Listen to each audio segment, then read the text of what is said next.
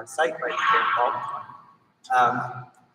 When we got to the point of making the exhibit, we wanted, as Chris said, to be intentional about this, and we wanted to do it right, whatever right meant. And so as a staff, before we formed a committee, we all sort of, in my office, across the department, everybody who was involved in this, and we kind of hunkered down and said, what are the core values? What do we want this to be when it's done? What value do we want it to have? Sort of like a mission statement and objectives for this exhibit that we didn't yet know what it was going to be. And there were two big threads that came through. One is we wanted this to be a site for Baltimore and for Black families and Black residents of Baltimore to come and learn about history and be proud of this history. And the second one that really became the whole thrust, I would say, of the process was it was a core value that we wanted to elevate Black voices in this exhibit. We didn't just want it to be a museum voice alone, and we wanted people to have the opportunity to share their own stories, whatever that meant. At that point, we didn't really know exactly what that meant. And so as we sort of dug into that, we realized it wasn't just literal voices in the exhibit, but rather in the back end, in the creation process, how do we elevate Black voices in the design and production of this exhibit from the very beginning? It became very apparent that we needed an advisory committee to work with us and to become co-producers, I would say. And you guys might argue at what level you participated in that, because we talked about that, but really it did become co-production in the sense that we had a group of people who were committed to the most excellent exhibit we could create, the most thoughtful, the most sensitive, the most emotional, the most empathetic. And I think we all share that value, and we're sort of in a space of supporting each other. So that's my little spiel about how we got to this. So, we're going to have this dialogue here, and then hopefully have some time for Q&As, and then we're going to read an exhibit tour afterwards of the Underground Railroad exhibit, if you'd like to join us afterwards. So we had some powerful conversations, I think you guys are about to witness a typical conversation that we had over Zoom. So, you know, when we say behind the scenes, I think what we want to do is expose what was our thinking and motivation behind it, and not less technical and more sort of intellectual, emotional. So we really wanted to share that experience we had with you guys. So I think that's what we're all hoping happens today. So I'm just going to go right into it. My first question is, why did you all decide you wanted to join this committee, support this initiative? And I guess from the outset, before we even knew what it was going to be, what were your hopes for this exhibit and what it could become? So I guess we can just go down the line. Well, for me, I just remember doing a lecture a few years ago. And after I did the lecture, a gentleman came up to me and he said he did not realize that there had been so many acts of resistance and rebellion on the part of African Americans, because, you know, he's an older gentleman, and he said he learned his entire life that Black people were asleep at the wheel, didn't wake up until 1950s and 60s with Dr. King. So I said, after I had that conversation with this gentleman, I said, from now on, if there's ever an opportunity for me to talk about an act of rebellion and resistance, I'm in. Count me in. And for me, freedom seeking in the Underground Railroad was a perfect example of resistance. You know, these folks were pretty much willing to risk their lives at all costs just to be free or just to be seen as human. So for me, it was a no-brainer getting involved, and then of course making sure that the stories are told accurately, which of course you guys did a brilliant job of research, but also so that our history is illuminated in a way that is, you know, really perceptive to the public is receptive to. Because a lot of people don't know these stories, and I think it's important that they do. So that's really the main reason why I wanted to get involved, to highlight acts of African American resistance and rebellion. Well, I have a story that's a little different. It goes back a little bit farther than it is. Prior to this particular project, prior to being asked to participate on the committee, I had been to probably do a few times. And I live in Cape Town, so I'm a resident.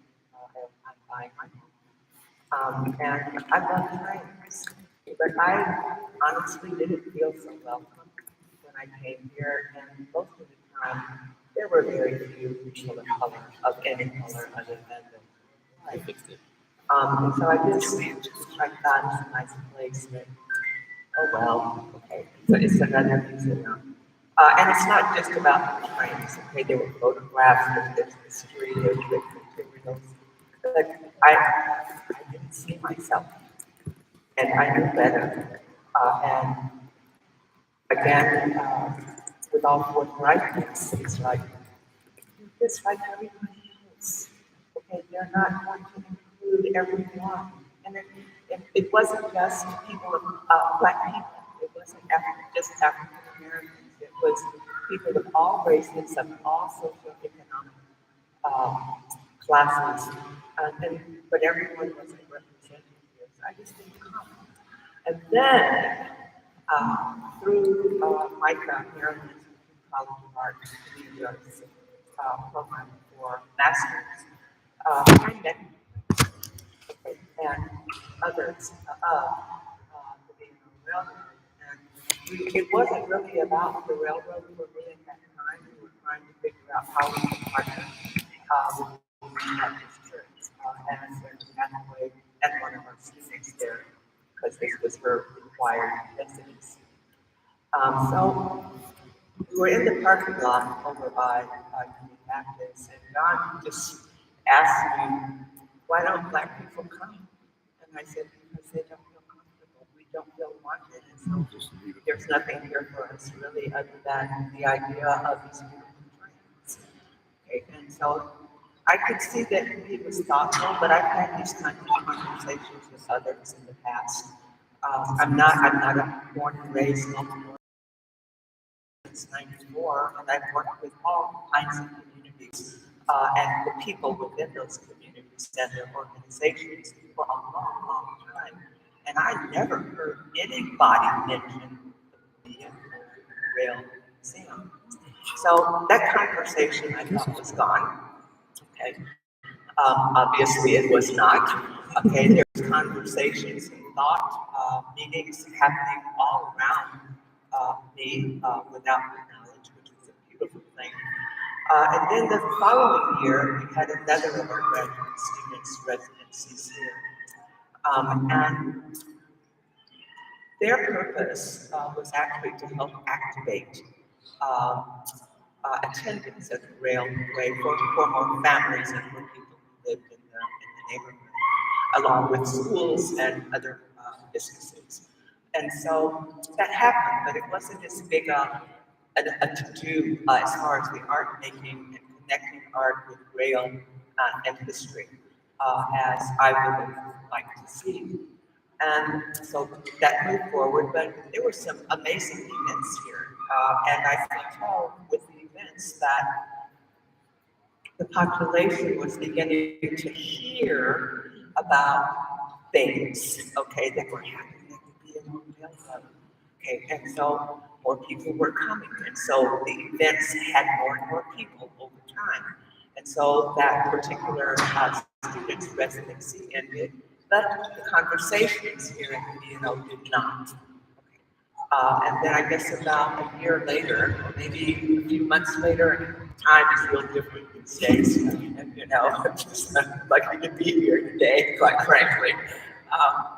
But John called or emailed and asked if I called and asked if I would be willing to serve on the committee because they weren't interested in the Underground Railroad. That eventually they would have information in writing to share. And I said, sure, okay, why not?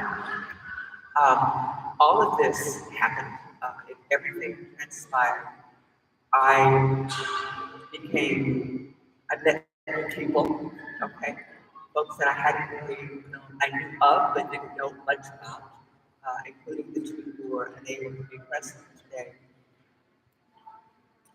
Archival history is really important. It connects us, okay, and it helps us understand that no matter who we are, we are really one, okay? And that our travels, regardless as to the mode of travel, we touch shoulders, okay, as we walk through our path to whatever direction we're going. And this particular initiative, you know, I had a few doubts about how it would end up, but I did not have doubts about the sincerity of those here at the museum. I've not experienced this kind of emotional connection with a partner this way. Okay, and not only was it a curiosity, but it became very deeply ingrained in something very important to me and for everyone who lives in MICA. So that's how it came. It was a long story, okay, but I feel it was necessary. So thank you for bearing with me. But I think when John contacted me, it was certainly during the pandemic. So the first thought is that, well, how is this going to be done? Because people aren't really going out to visit museums or any interior monuments anyway. So there was a part of me like, why are you doing this now? Which is one thought. And also, I've been approached over the last several years with many different organizations who are seeking to update their museums or their historic houses. The archives is located in Annapolis, Maryland, which is more known for its colonial background. So I think I've been on at least two other panels, or at least two other committees in the last several years. The other thought is that an exhibit is exciting and being asked to be a part of it when you're not yourself a curator or a museum professional is kind of oh my gosh, I'm at that fact that I'm one of the people that gets asked to be on this, and that's so great about that. However, I have also been involved with some other exhibits and processes, such as, which just turned out really great, the Harriet Tubman Underground Railroad came down Georgia County. It took roughly 10 or 10 and a half years. It took a very long time. And within that period, there were at least two that I remember, different installation teams that were brought into it. And we often had meetings in Baltimore. So I think there was a part of me, oh my gosh, I'm going to Baltimore for another exhibit. Oh my gosh, how many years? I'm going to retire at some point, so what's going to happen? So there was a part of me that thought, okay, if I get in this journey, if I get on this ride, if I get on this caboose, yeah, if I get on this train, exactly. If I get on this train, will I get to the end of the station? Or will I have to hop off because I'm just tired? So I thought I would, because another reason is that I'm always about trying to find the realities and dispute the myths about the Underground Railroad and all those type of elements that are out there. People just don't know. You don't know what you don't know. However, I feel like in some movie, and I want to say Batman, maybe it was a Batman movie. In some movie, it was mentioned that it was the Underground Railroad, the railroad. What do you mean? But the railroad, the railroad. I'm like, oh my God, it's unbelievable. But it's actually on the railroad. Is there any adjustments? So when John mentioned this to me, I thought, this is an opportunity to at least contribute to an effort where some of the realities are put forth and the myth put away. And one of those is that the Underground Railroad was really the railroad that somehow went to tunnel underground. Do we have control of the input? That there were evidences of the railroad to help them escape. Part of them was the exhibit that you see today, before. So those two things together is why I also thought this is worth getting a ticket and getting forward. Because the worst thing you can be is that I'll about it and I'll get frustrated and I'll want my ticket back. But the best thing is that I'll be here today with you and then tell you about this whole journey. So it turned out really good. So I guess begin from the beginning. So I said we need everyone together and share, want this to be a chance to elevate Black voices, have freedom seekers or people tell their own stories. So I guess, starting with Chris, I'd like your thoughts on what does that mean to elevate Black voices in museums or in history, and why is that important, and how does that maybe part of it is just that I think in those who know of the history of African Americans in general, in America, not only during the time of slavery, but also during the time of, let's say, the Industrial Revolution or Reconstruction or what have you, there's a certain image or representation that comes to mind of Black people, and it's basically always a servitude, and it's always one where we are the ones who are helping you to your seat and serving you your food and doing all things which are domestic and which are quite frankly secondary in nature to say just enjoying it, being someone who has the food just like anyone else and takes a ride. And within, I think this is probably going to be my emotional moment later on, but my own personal connection is that my grandfather was a reporter. I never knew this when he was very young, he was trying to get into college, and that was another representation I had of Black people in the railroad. So when you brought this to my awareness and what the possibilities are, I think that's part of what I really want to share. That there's much more about the contribution of the railroad industry, both specifically extraordinary than just they were the ones who carted your baggage or took your train away. Or I don't know, at the very least, maybe they take your chicken with that garden. You have to be very careful about how you took somebody's ticket if you're not going to live right. So those are all the elements that went into my thinking that this would be an element of like all these different things you see here, the Black people come out. They're saying, I was more than just a person who was serving other people. I had more to do than that. And so that when you leave here, that's another place that you feel represented. You guys have any thoughts? I know we have many discussions on the fact that a lot of the people working on the museum side were not Black, and we had a lot of conversations about educational conversations for me, for our staff, just dialogue that was really valuable. I don't know if you guys wanted to do that.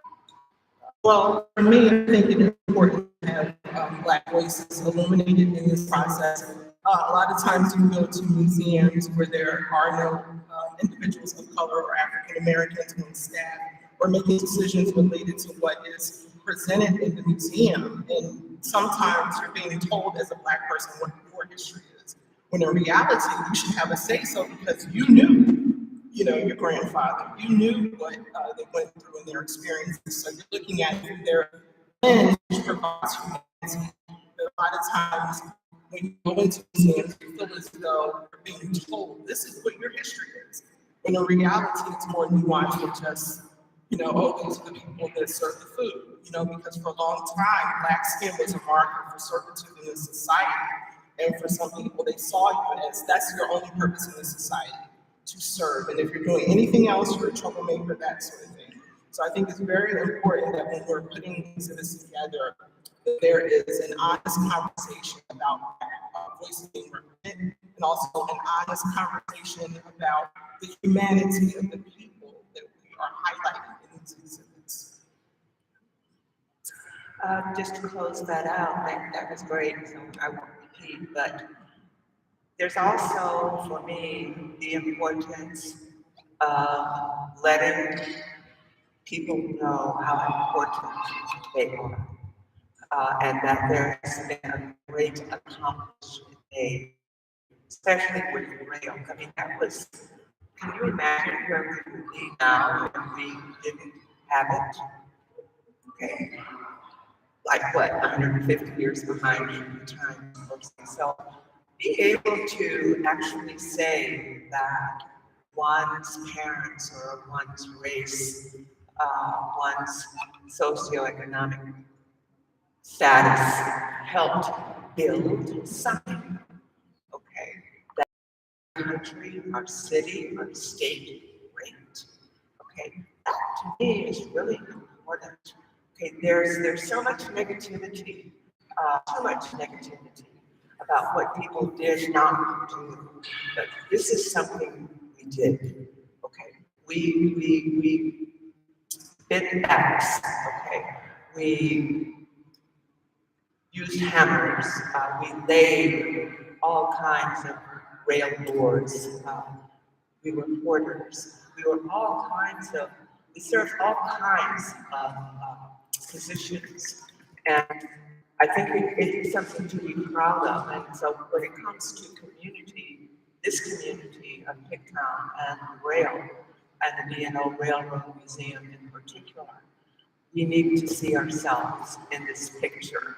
Okay, so that those who are coming from schools now, those families who are interested, can come and see for themselves that we participated in history in a very fabulous way. You know, sometimes I explain making an exhibit as like the Twitter of history. It's like you can't put a book on the wall. No one's going to read a book on the wall. So how do we distill down these very complicated, very complex, nuanced, and often difficult histories down to these digestible nuggets that are still get the point across, right? So I guess maybe Teisha started with you. How do we think about difficult and complex histories and wrestling with them? Thinking about the public, I guess. Yeah. Well, I look at it this way. When you go to the doctor or to the emergency room, and after you wait an hour, present your ID, or an hour and a half, present your ID and your medical insurance, what is the first question they ask you? Provide your medical history. You need to tell them what you've been through in order for them to assess your current situation. They need to know about their car accident that you were in, so that you had to. They need to know about the time when you had to have knee replacement surgery, or the time you were dancing in the living room to Janet Jackson's. Maybe that was just me. It hurt your leg, but they need to know that now. Is it comfortable to talk about the car accident? No. Is it comfortable to talk about the replacement surgery? No. But we need to talk about it in order to have an honest conversation about what's going on right now. And that's the problem with us. We want history to make us always feel good, and it can have that impact. But sometimes history isn't here to make you feel good or make you feel bad. It's just here to tell you what happened. You know, and I think a lot of times we need to approach it in that way and realize that no, these stories show perseverance, they show adversity, and it shows again the humanity of these people. And history is not used to bully anybody or make anybody feel bad. The goal here is to educate. And if there's an agenda attached to it, that's another story. But the goal here is to educate, and it's not always going to be comfortable. You know, I always tell my students at the beginning of the course, especially when I do courses in African American history of slavery, we're going to be unpacking some very uncomfortable topics. There are going to be times where you're going to be like, oh my God, this really happened. But in order for you to understand the state of the criminal justice system in 2023, we need to go back to the 19th century. In order for you to understand the state of Black America or American society now, we need to go back in time to understand how we got here. So again, you know, if you have to go to the doctor and give them your medical history, why can't we come here and talk about our society and present our history, even if it is dealing in difficult conversation? You have to do it. So, You know, there was a moment where I think it was our intern from Coppin State who looked at me and said, you know, this history is going to hit Black people differently than it did. It's going to have a different emotional reaction when you're doing something very powerful and direct. And wouldn't it be great if there was a space where people could sort of reflect, come down from that experience, and sort of have a moment before going back into the fun trains? And that stuck with me and had a direct impact on how we executed the video room that you guys will see, and creating a space for sort of decompression. So, you know, that was also the power of having these dialogues, was sort of having insight that I couldn't see. So, Chris, another conversation I remember that stuck out to me. For you, it might have been sort of every day, but was we were talking about, I was really concerned about political correctness for good reason in the language we use on the walls. And there was a moment where we had a discussion about enslaved versus slave, and when it was appropriate or contextually important to use the word slave. I don't know, maybe we can talk about that too.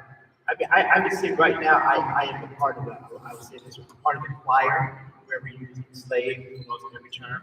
However, at the beginning of when that, let's say that was being proposed or being inserted as the alternative to talk about slavery, I would say probably very much against it because I thought it was softening the reality of the situation of people who were enslaved. Because at the archives, we were dealing with primary documents. So the actual records that were written at the time, written at the time, people's names were written on at the time. It didn't say my enslaved servants. It said my slaves. And when there's a document called Slave Statistics, which is based on the proposition proposal that people who were slave owners in Maryland would be compensated when slavery was ended November 1st, 1864, that they would be paid because it would bring more to the Union. It was called slave statistics. It wasn't called statistics of my enslaved servants.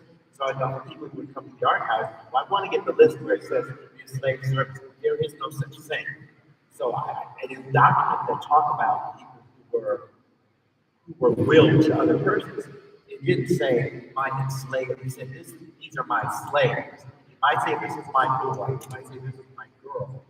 But it wouldn't say certain terms.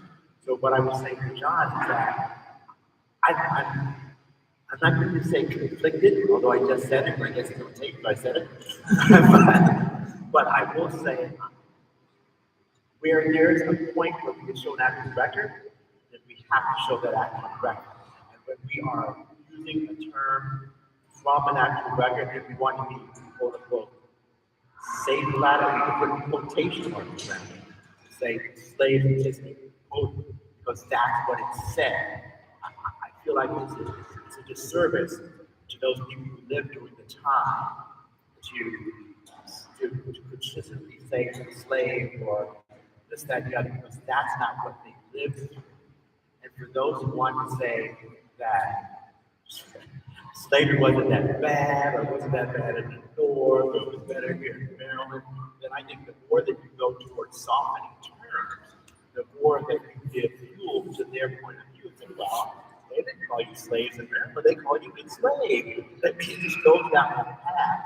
And I thought that what we're trying to do is to bring the truth, to bring reality, is that we have to stick to what was true and what was reality at that time, whenever possible, because otherwise people will come out of it not, as Teisha said, not being very much aware of how awful and how terrible and how emotional going to deep dive about the subject matter can be if you consistently soften it, which is what seems to be happening in certain other states, which I won't mention because we all know them.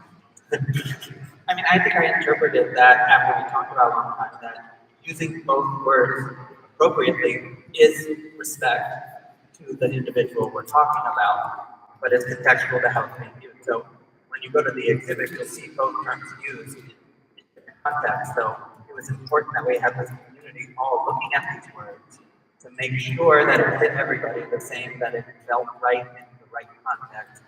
And that was like a blessing of this group and also like a real concern. I guess Paula, you any particular deep or poignant or interesting conversation that you recall? This was You, Don. Many. But first, I'd like to say that what I have been most struck with is the authenticity of this process that the South and their board of directors engaged in. As Chris was saying, sometimes things take years and years and years and years to come to fruition. Sometimes they just don't make it. Okay. This did. Okay. And it wasn't because of us. Okay. We participated as asked, and sometimes not as asked, okay, in our own ways. But this is authentic. I understand, very clearly what collaboration means and how intense that can be. And when you have more than three, okay, and sometimes it's three, okay, or even two, there's so many ideas, there's so much expertise that the ideas and the expertise get muddled, okay, and then you can't move forward. It's like mud. I think it's mud. And perhaps that happened sometimes. I can't say that it did not. This was a long-term, this is long-term. Okay, it wasn't like you thought of it 1 month and the next month it was done. This took an amazing amount of energy from a huge number of people over time. Okay, and that to me is kind of what bringing things together, being authentic, doing our best not to, I guess, doing our best to remain open to conversations and different perspectives and ideas about one, how the exhibit would like for it to look, and two, how in reality, what will it look like when it's done, and is it done? Is it finished? Okay, and probably not. Okay, this is an ongoing story, which actually makes it even more authentic to me. So that's where I'll stop with my comments on that one.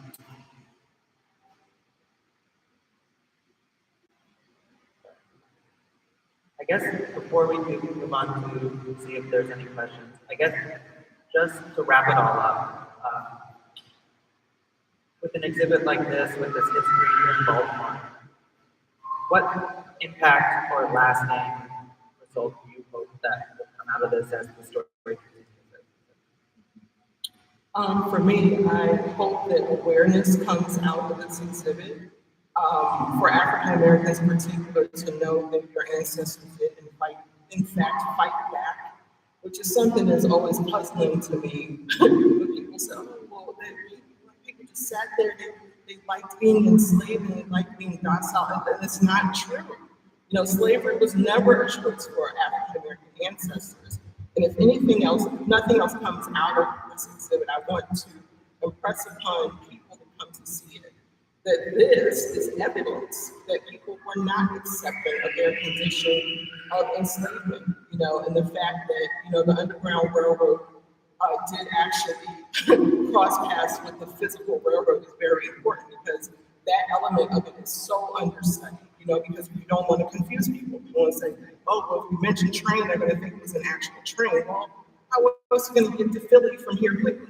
On a train, so I think it's very important that we remind people in general that the Underground Railroad is a symbol. Of course, it was illegal activities because it's stealing goods, which is why we don't have accurate records. Because people are always confused about that too. How come they didn't keep exact records? Because they're breaking the law. They're stealing people's. It's like if you had an illegal car ring, would you write down all the cars and parts that you stole? No. But again, centering it here in Baltimore, here in this community, I think is also important. Because when you come into a museum, like you said, you do want to see yourself. So I think hopefully that will be another takeaway from this exhibit as well. Because it's so important to feel value when you go into a museum like, well, everything else is, and I think having that is really going to change people's lives and inspire people to want to know more. And that's always the goal. You should never come into a museum. You should never leave a museum feeling satisfied. You should always leave thinking, all right, now I'm going to go to this museum or the next thing and learn more about time. So hopefully those things will come to fruition. I know you will, because this is a very powerful exhibit. And even when we first walked in, we were like trying to hold back the tears, like, no, you're fine. I'm not crying. But it's like, how can you not? Because you're like, looking in the mirror, I am evidence that someone survived enslavement. So getting up every morning as a Black woman looking in and be like, somebody survived this. you know? So I think really this book is going to be a starting point for ongoing conversations as it relates to enslavement, especially here in Maryland, which to Chris's point, oh, slavery wasn't that bad in Maryland. Yeah, it was. There's no good place to be a slave, you know, so I always want to just make that clear. I have nothing to add to that. I would just say that some of the things I'm very happy that I put in this exhibit are the different elements of it, and some of that is just not to believe those people. One of the things that you see in there is representation of a couple that actually escaped by use of the Underground Railroad on the railroad. And beyond that is that what it displays to me, which I think is so important, so much I always want to express this whenever possible, is that one of the reasons they were able to do that because one person was so fair-skinned that they could pass as white. Because they were fair-skinned enough to pass as white, they were able to say to this other person, who was their spouse, was their servant, or their slave. And I think that's an important book. Many times those who don't know will think in terms of, say, LeVar Burton. They'll think of people who are iconic, who haven't taken not to say enslaved person, and they see that dark figure, that African visage, and that certainly, in many cases, was not reality. And Baltimore itself was more a predominantly free black population in Baltimore City than an enslaved black population in Baltimore City. So all of those things are reflected in this exhibit. Those are part of why I'm so happy whenever that's portrayed, because I think that shows both the complicated nature of what slavery was, and also the possibility that that people were able to persevere and survive through it. And quite frankly, in Baltimore, people were able to live among others in a more quasi-equitable way than they were, say, in Richmond County, St. Louis County, or other counties that were further south today. So it means so much, and I hope that resonates when people come here, and certainly when they get both the visual and the oral aspect of the exhibit as well. Okay. Well, nobody asked me, but I'm going to ask myself. But I just want to also just put out there that we talk a lot about showing Black history, and that was the intention. But like I had never read a primary source of a first-hand account of slavery from someone who lived it. And now I've read many, and I have learned so much about history. Like, I think everybody should read a first-hand account because it creates so much empathy for what people are going through to bring it down to a human level, and we try to translate that into the exhibit, I think, with some of the stories we're sharing. And I've come to see that this is American history, and I feel a sense of this is my history too. And so I really hope that, you know, as you were saying earlier, I think by exploring Black history like this, it becomes additive and it makes my American experience richer and understand today better. And that Black history is our history here in this country. So I felt like I went through this journey. So I guess we're going to open this up to some questions here, maybe online. We have a microphone. I guess just raise your hand if you have questions. And we'll follow that over shortly. Justice, do we have a mic? Oh. You can shout it out too. Thank you.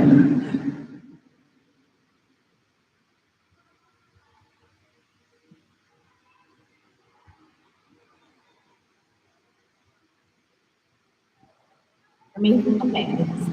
First of all, thank you to all the panelists. This was an excellent conversation and discussion.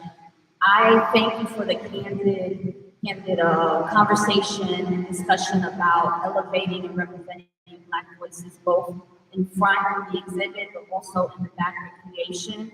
I felt the same as you. I'm interested in trains and railroads. My great-grandfather was a porter. And so that's what kind of brought me here to B&O Museum as a future tour guide. But how do we seal beyond this exhibit and the African American legacy exhibit? How do we seal this idea where it becomes part of all museums, particularly those that are not African American, this idea of showcasing and featuring voices other than predominantly white voices? So that's not just African Americans, immigrants, and other groups. That's my question. Well, for me, first off, we have to stop demonizing the phrase Black history. For some reason, in the last few years, people, and we're not going to say the state, have really tried to make Black history a negative thing, have tried to make it a synonym for critical race theory, which literally it isn't. You know, as someone who's taken a class in law school on critical race theory, I know what that is, and no one in the second grade is learning about critical race theory when they learn about those parts.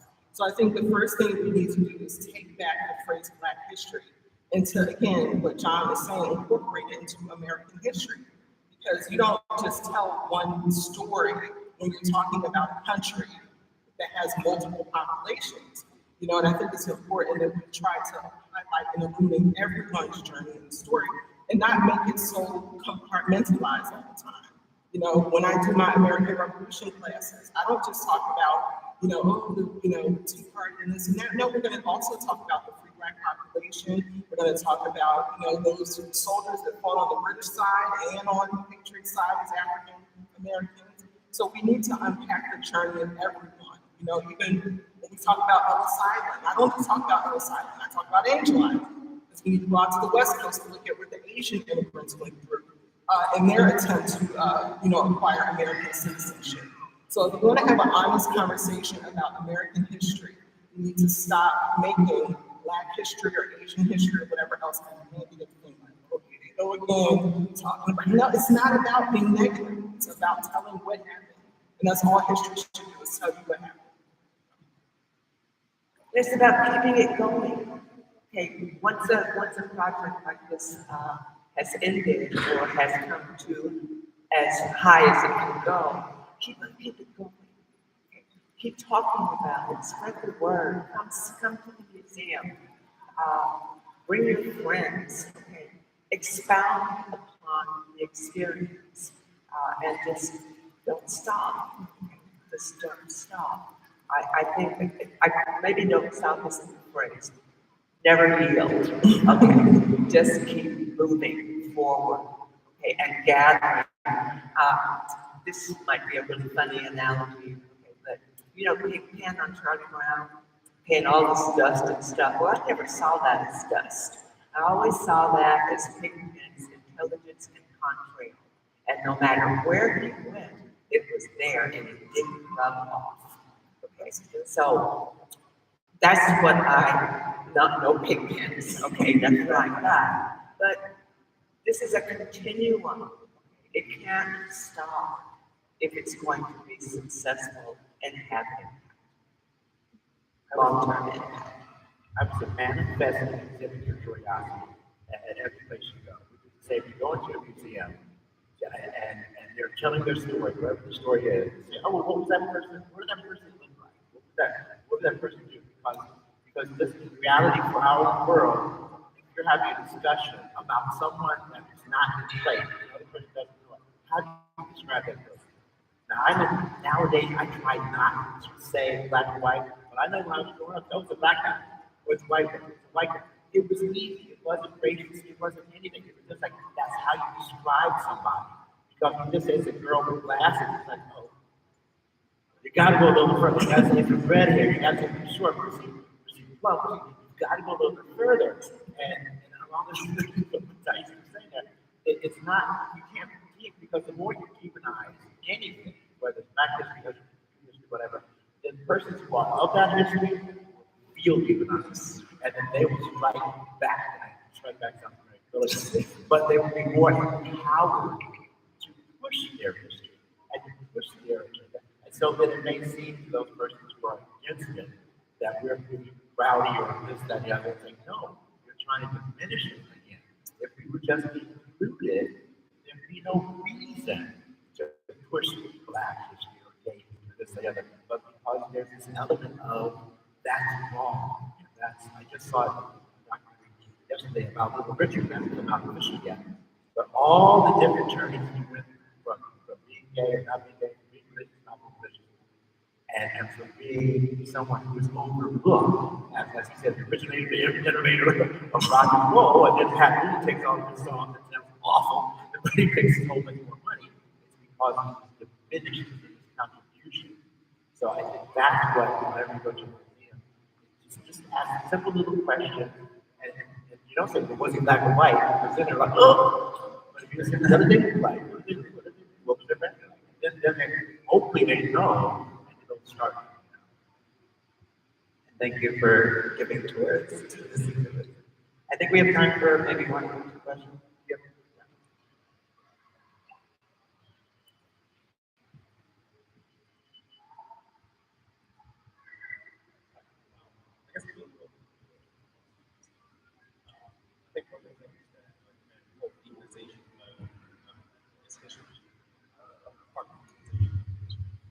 I want to respond to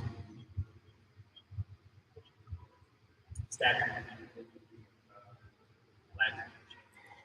This is my understanding. Like, it shouldn't necessarily be change unless let's say there's a Dr. Sims statute, so tearing it down and saying that, we no longer want this here, because we're tearing it down. But the black law states that we now have decided that we recognize this person next one and offer this positive, offer that negative. Wouldn't that be a better understanding of a better aspect to now, or is that rather than tearing it down? I would rather not just have a plaque. Okay. And I am one of those artists, I am an artist, a practicing artist. It's actually, I felt I'm free that many of the statues were removed and put elsewhere. What could also have happened, they could have commissioned another statue of another person to balance and set it right next to the one that was in question. Okay, but that's a lot of money. Okay. And we're capitalistic, and everything is based upon how much something costs. Okay, artists have to be paid along with everyone else who contributes to a particular initiative. So, take it down, put somebody else to provide another perspective or contrast to to the one that's there now, to the statue that's there now, but provide another element of history to counterbalance what has been there for years and years and years. Sometimes it's not really true. Okay. Sometimes the statue, the representation of the statue has not been authentic. It's not been truthful. It's just been glorification of a particular person. So I think we can do a lot of counterbalancing for the arts that way. I feel like, here at the museum, our whole business is what is the significance of objects. And like this thing here is essentially pink metal and wood. And it's nothing. But if I tell you that Abraham Lincoln rode that to his inauguration safely after an assassination led against him, and this is the actual locomotive that took him there, then all of a sudden our society places all this meaning on this object. And I think it's all about context and interpretation. And you can have a segregation sign that says white only, and it very much matters where you put that object, what value it has and what you're saying about it. I don't know what the answer to this is, but obviously context and interpretation really matters. As I said, just adding, the fact that this guy was a slave, an enslaver, matters, and it's just one half a sentence on a label, and that changes. I wouldn't mind never seeing a rebel flag again. I think personally, because it doesn't get my gut. It makes me feel bad. In my gut, it makes me feel unwanted. In my gut, it makes me feel that whoever has that flag in their car's house doesn't want me there. I mean, that's my visceral response to that. Having said that, as far as statute and statutory, I'm along the lines of what Paula was saying, is that add something to it or alongside it so people know what this person also did. Because my concern and fear is that it's something I heard from at least one or more people generally when talking about who's elected president. Well, we elected a black president. Now what do you want? And it's like, so when we took down that Tommy statue, now what do you want? Because it becomes that you've done this, so stop. Leave it alone. So it makes it too simple. As if that's all there is. As if the fact that the statue is things are fine, everything's dory and blah blah blah. So that's why I'm very cautious in my mind about just wanting all the statues of persons who were slaveholders to be taken down because others will use that as being reason for us to shut up.